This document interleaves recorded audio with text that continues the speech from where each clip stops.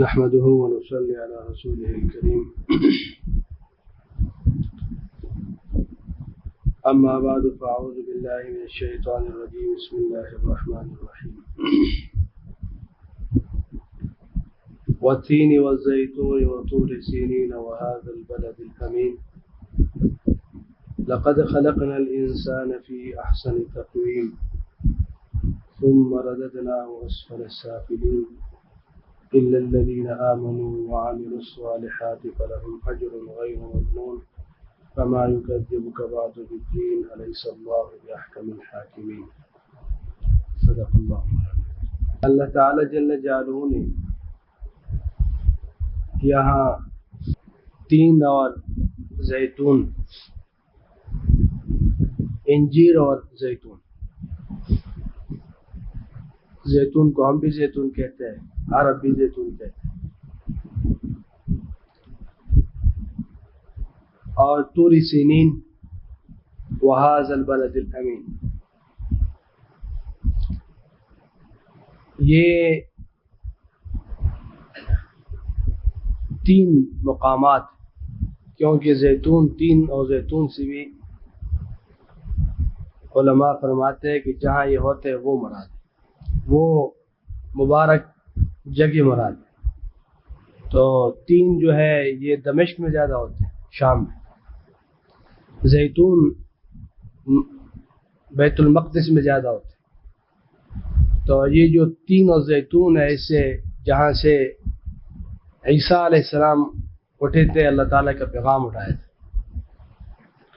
اور طور سینین جو ہے کوہ طور پر اللہ تعالیٰ ہم کلام ہوئی تھی، تو موسیٰ علیہ السلام وہاں سے وہ تورات اور اس کی پیغام وہاں سے لے آئے۔ وہذا البلد الامین مکہ مکرمہ ہے۔ یہ تین ایسی جگہ ہیں کہ یہاں سے بہت عظیم انسان جو انبیاء علیہ السلام، اور خاص طور پہ وہذا البلد الامین مکہ مکرمہ سے سید الاولین والآخرین نبی کریم صلی اللہ علیہ وسلم وہ اٹھے، پوری دنیا کے لیے رحمت اٹھی۔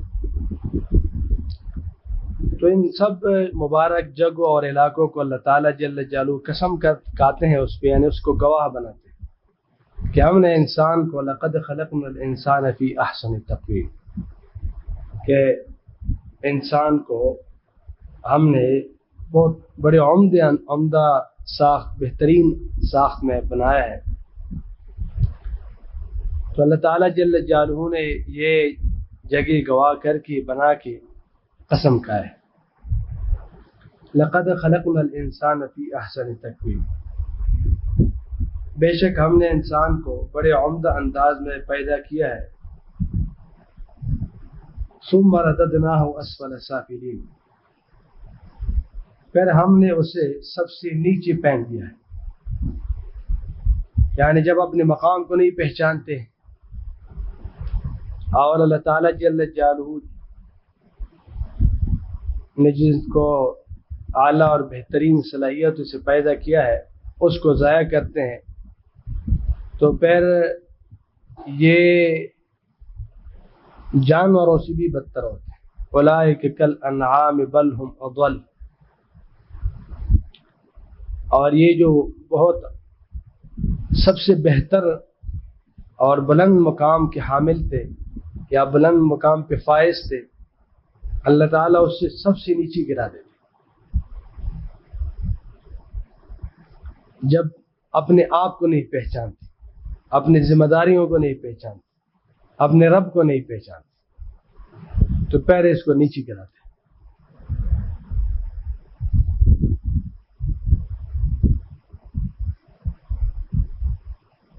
تفسیری کبیر میں امام راضی رحمہ اللہ انہوں نے اس قول کی نسبت نبی کریم صلی اللہ علیہ وسلم کو کی ہے، من عرف نفسہ فقد عرف ربہ، جنہوں نے اپنے آپ کو پہچانا اس نے اپنے رب کو پہچانا، اس نے اپنے رب کو پہچانا۔ امام نووی رحمہ اللہ فرماتے ہیں کہ یہ جو اس بات کی نسبت نبی کریم صلی اللہ علیہ وسلم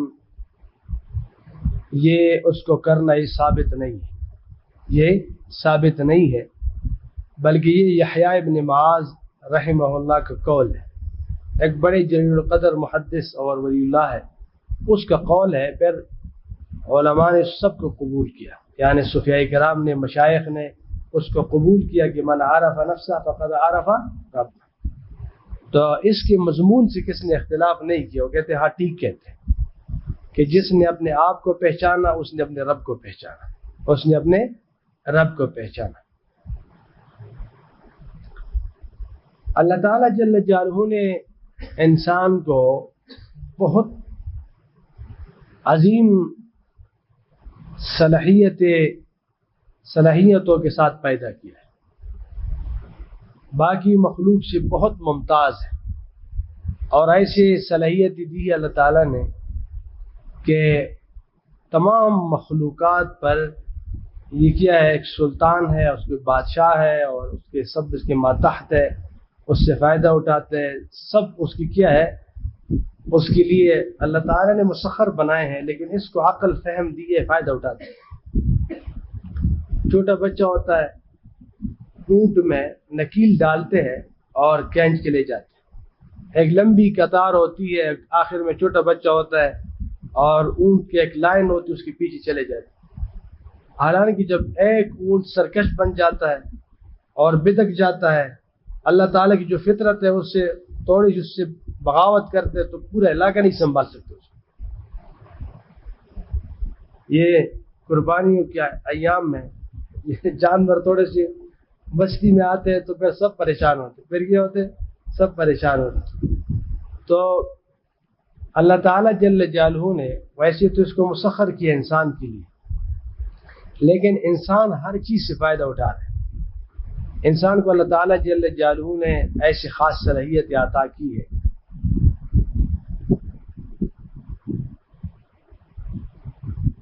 انسان کے ایک تو دل ہے، اللہ تعالیٰ جل جلالہ نے اس کو دل عطا کیے،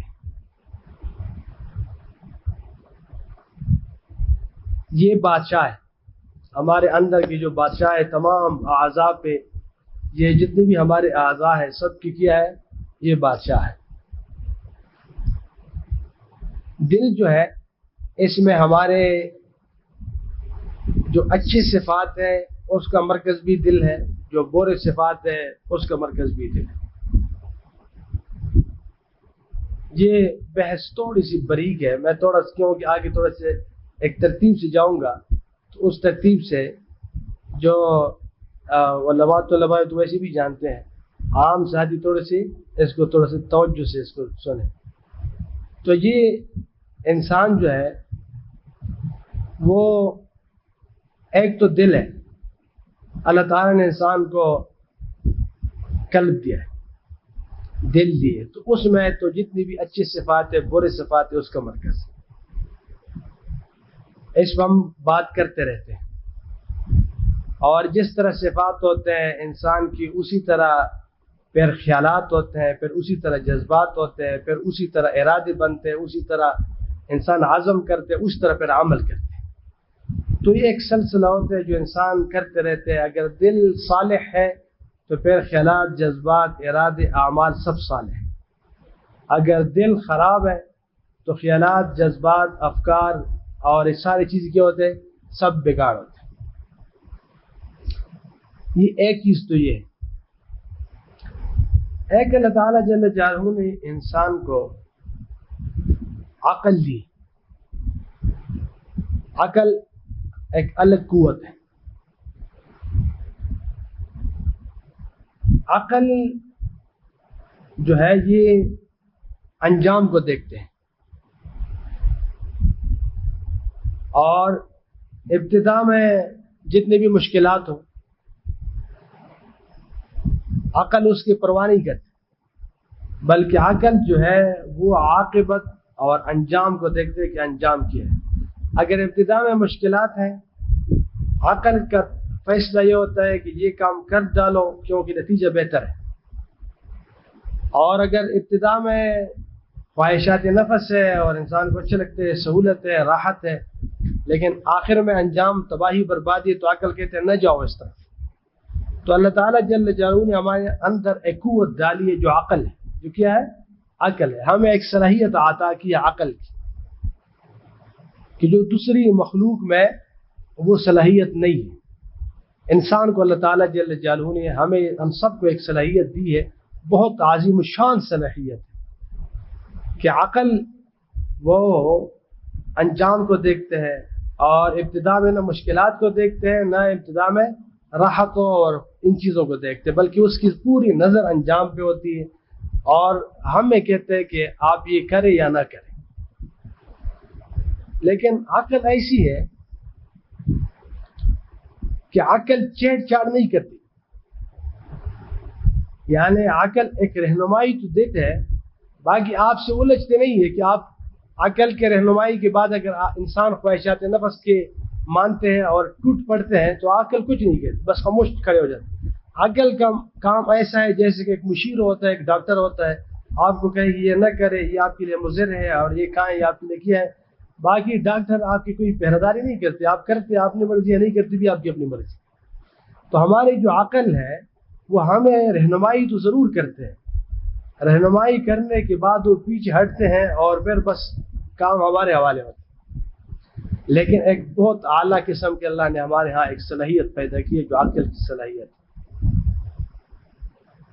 ایک ہمارے اندر جو انسان ہے، انسان کو اللہ تعالیٰ جل جلالہ نے نفس، ہوائے نفس بھی دی۔ فرشتوں کے ساتھ ہوائے نفس نہیں، فرشتوں اس کے پاس کوئی ہوائے نفس نہیں۔ انسان کے پاس کیا ہے؟ ہوائے نفس ہے، خواہشات ہے، اور خواہشات جو ہے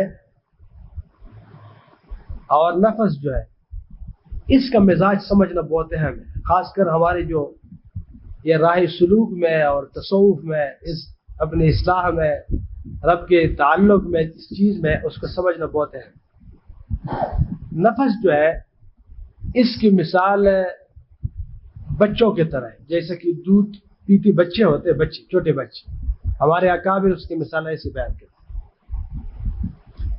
چھوٹے بچے جب والدین اس کے دودھ چڑھاتی ہے تو وہ ضد کرتے ہیں بچے کہ ہمیں کیا دے؟ دودھ دے۔ تو وہ اتنا ضد کرتے ہیں، وہ انجام کو نہیں دیکھتے کہ انجام کیا ہے، فائدہ کس چیز میں، عاقبت کیا ہے۔ نفس کا کام یہ ہے کہ نقد فائدہ، بس نقد چیز چاہتے ہو، وہ کوئی نہیں دیکھتا۔ وہ اتنے نقد چیز پر بہت مصیبت لیتے ہیں، وہ بچوں کی طرح ہوتے ہیں۔ تو ہمارا جو نفس ہے یہ بچوں کی طرح ہوتے ہیں، یہ اپنے تقاضے بار بار پیش کرتے ہیں کہ یہ کرو، یہ کرو، یہ کرو، بچوں کی طرح ضد کرتے ہیں۔ اور خواہ وہ کوئی گناہ ہے یا کوئی عبث کام ہے یا کوئی اور چیز ہے، لیکن جب نفس، خواہشات نفس اٹھتے ہیں تو پھر وہ کہتے ہیں یہ ضروری ہے، یہ کیا ہے؟ یہ ضروری ہے، تو بار بار تقاضا رکھ۔ تو نفس کے جو وہ ہے عادت اور مزاج ہے، وہ ہے بار بار تقاضا پیش کرنا۔ اور ایک اللہ تعالیٰ جل جلالہ نے ہمارے ساتھ شیطان بھی پیدا کیا۔ شیطان ہمارے جن سے نہیں ہے، ہم سے الگ ہے، لیکن ہمارے ساتھ، وہ بھی ہمارے ساتھ اس پوری زندگی کے سفر میں ساتھ رہتے ہیں۔ شیطان کا کام کچھ اور نہیں ہے، شیطان صرف وسوسہ ڈالتے ہیں، شیطان وسوسے ڈالتے ہیں، اور لیکن شیطان کی وسوسے میں اور نفس کے تقاضے میں مشائخ فرق کرتے ہیں۔ نفس بچوں کی طرف بار بار اس چیز کا طلب کرتے ہیں، یہ نفس۔ اور شیطان جو ہے وہ بڑے منطق بولتے ہیں، وہ حیلی بہانوں سے کہتے ہیں کہ دیکھیں یہ کام کرے، اس کے کرنے میں کیا حرج ہے، رب العالمین غفور ہے، رحیم ہے، پھر توبہ کرو گے، آپ جوانی میں بزرگ بن گئے، آپ یہ کیا ہو گیا، آپ پھر بعد میں کریں۔ آپ پہلے بھی گناہ کرتے تھے، ابھی الحمدللہ آپ نہیں کر رہے، تو پھر یہ کیا مسئلہ؟ تو شیطان جو ہے وہ بہت بڑے چلاکی کے ساتھ، عیاری کے ساتھ، مکاری کے ساتھ، منطق کے ساتھ، مختلف بہانوں، کبھی ایک طرف سے، کبھی دوسری طرف سے، کبھی اس طرف سے وہ کھیلتے رہتے۔ شیطان کا کام پھر یہ ہے، شیطان جس آدمی میں عقل پرستی کا مرض دیکھتے ہیں کہ عقل کے زیادہ مانتے ہیں، تو وہ کوشش کرتے ہیں کہ اسلام کے راستے سے وہ عقل پرستی کے راستے سے اسلام کو نکالے اور دہریت میں مبتلا کرے، اس کو الہاد میں مبتلا کرے۔ جس شخص میں دیکھتا ہے کہ یہ اپنے خواہشات نفس کے غلام ہے، بہت جلد شکار ہوتے ہیں، تو اس کو ہر وقت نفس ورغلاتے اس میں پنسا دیتے ہیں۔ جس میں دیکھتا ہے کہ یہ اس میں تو وہم پرست ہے اور وہمی ہے، اس طرح کی چیز ہے، تو اس کو شرک کی طرف لے آتے، اس کو شرک کی طرف لے آتے۔ بعض لوگوں میں مزاج دیکھتے ہیں کہ بے ادبی کے مزاج ہے، تو شاعر اللہ میں بے ادبی میں مبتلا کرتے اس کو۔ تو دیکھیں شیطان ایسا نہیں کرتے، وہ ایک طرف ضد نہیں کرتے، وہ مزاج کے مطابق، نفسیات کے مطابق، حالات کے مطابق مختلف روپ میں، مختلف دلائل کے ساتھ وہ آتے رہتے۔ اس وجہ سے ہمارے مشائخ کہتے ہیں کہ جو بار بار تقاضا ہوتا ہے، بار بار پیش کرتے ہیں، وہ نفس کا تقاضا ہے، جو مختلف طریقوں سے آتے ہیں، وہ شیطان کا وسوسہ ہے، وہ شیطان کا وسوسہ ہے۔ شیطان کا وسوسہ، وہ شیطان بھاگ جاتے ذکر اللہ سے، لیکن نفس ذکر اللہ سے نہیں بھاگتی، نفس ذکر اللہ سے نہیں بھاگتی، اس کا اپنا ایک مزاج ہے۔ نفس جو ہے وہ دبانا پڑتا ہے، وہ رلانا پڑتا ہے۔ جیسے کہ بچے ہوتے ہیں نا، جب والدین ہوتے ہیں تو بچے جب دودھ چڑھاتے ہیں اس سے، تو خود بھی روتے ہیں اور بچے بھی کیا ہوتے ہیں، وہ بھی روتے ہیں۔ وہ ہوتے اس طرح، نفس بھی اسی طرح ہے کہ جو برے عادات ہوتے ہیں، گناہ ہوتے ہیں، خواہشات نفس ہوتا ہے، اس کو اس سے آپ کھینچتے ہیں، آپ اس سے منع کرتے ہیں۔ ایک بری عادت ہے، کوئی بد نظری ہے، کوئی غیبت ہے، کوئی اور گناہ ہے، اس سے آپ اس کو روکنا چاہتے ہیں، تو آپ یوں نہ سمجھے کہ یہ بس آسانی کے ساتھ ہوتا ہے، نہیں، ہمت کی ضرورت ہوتی ہے، دعا کی ضرورت ہوتی ہے، اس سے لڑنے کی ضرورت ہوتی ہے۔ یہ نفس ہے، یہ کیا ہے؟ نفس ہے، یہ بچوں کی طرح ہے، تو اس سے لڑنا پڑتا ہے۔ والذین جاہدوا فینا لنہدینہم سبلنا، تو شیطان سے اللہ تعالیٰ کی پناہ کا حکم ہے، نفس سے مجاہدے کا حکم ہے۔ نفس سے کس کا حکم ہے؟ مجاہدے کا حکم ہے۔ مجاہدہ تو یہ ہوتا ہے کہ وہ پھر کافی بوجھ ہوتا ہے۔ تو یہ شیطان ہمارے ساتھ الگ ہے، اور ہمارے ساتھ فرشتے الگ ہیں۔ یعنی دیکھیں ہم پوری ایک انسان پورا ایک الگ ایک کائنات ہے، چھوٹا کیا ہے؟ کائنات اصغر ہے۔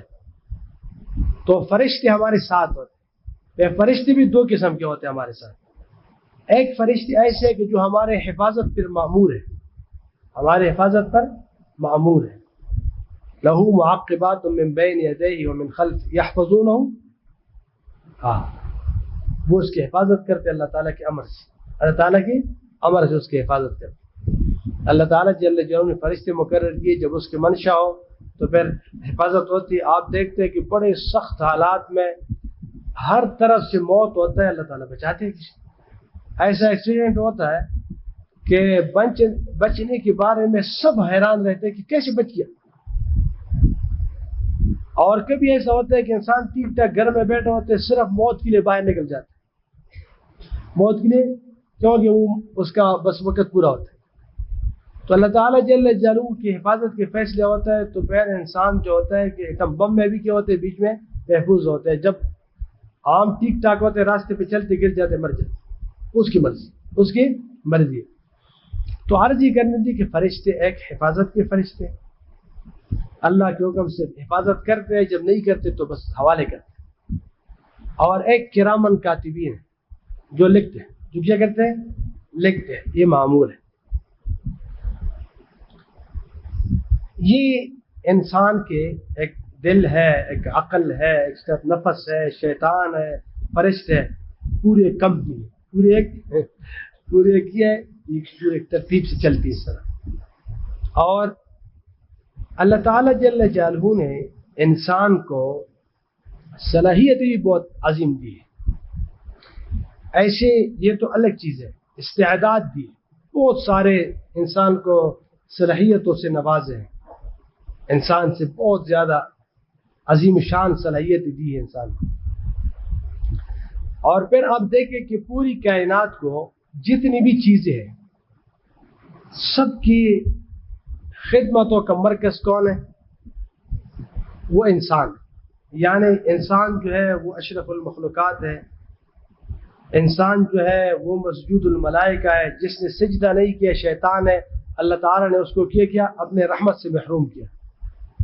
اور اللہ تعالیٰ جل جلالہ فرماتے ہیں وَلَقَدْ كَرَّمْنَا بَنِي آدم وَحَمَلْنَاهُمْ فِي الْبَرِّ وَالْبَحْرِ. اللہ تعالیٰ جل جلالہ نے بر و بحر پہ، سمندروں پہ، فضاؤں پہ، ہر چیز پر بادشاہت کس کو دی ہے اور کرامت کس کو دی ہے؟ انسان کو دی ہے. یہ ایک ایسی حقیقت ہے کہ سب جانتے ہیں کہ ہر چیز کے فائدے کا مرکز کیا ہے؟ انسان.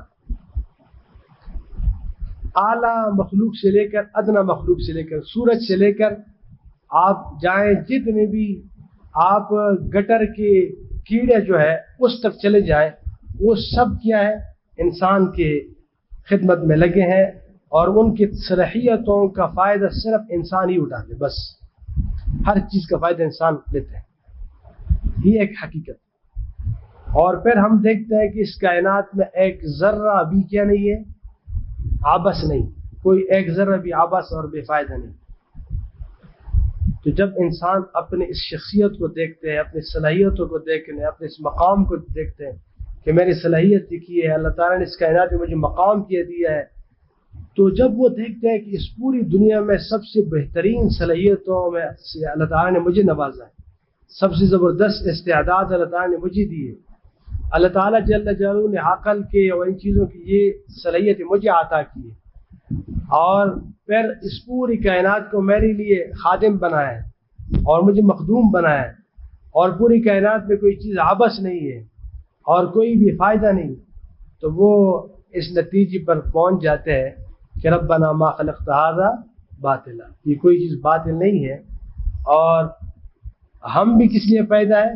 ہم بھی کسی اب وہ اپنے پھر مقصد حیات کی طرف رجوع کرتے ہیں کہ میں پھر کس لیے پیدا.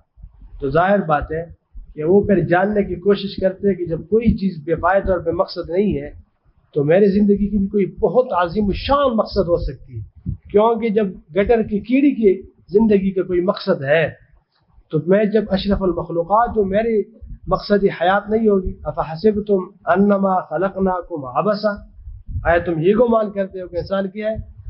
تمہیں عبث پیدا کیا گیا ہے، کوئی مقصد حیات اور مقصد زندگی نہیں. تو ظاہر بات ہے کہ وہ اس نتیجے پر پہنچتے ہیں اور وہ پھر قرآن مجید رہنمائی فرماتے ہیں کہ وما خلقت الجن والانس الا لیعبدون. اللہ تعالیٰ نے کس کے لیے پیدا کی ہے؟ الا لیعبدون. بعض مفسرین نے اس کی معنی کی ہے الا لیعرفون، اپنے معرفت کے لیے، اپنے معرفت کے لیے. تو جب انسان من عرف نفسہ فقد عرف رب، جب انسان اپنے آپ کو پہچانتے ہیں کہ میرے مقام کیا ہے، میری صلاحیت کی ہے، مجھے اللہ تعالیٰ نے کہاں رکھا ہے اس کائنات میں، میری کتنے عظیم وہ ہے، تو وہ پھر اس نتیجے پر پہنچ جاتے ہیں کہ اپنے رب کو پہچانتے ہیں. کس کو پہچانتے ہیں؟ اپنے رب کو پہچانتے ہیں. اور بس وہ انسان پھر کامیاب ہے جو اپنے رب کو پہچانے. اللہ تعالیٰ جل جلالہ ہم سب کو اپنی معرفت نصیب فرمائے.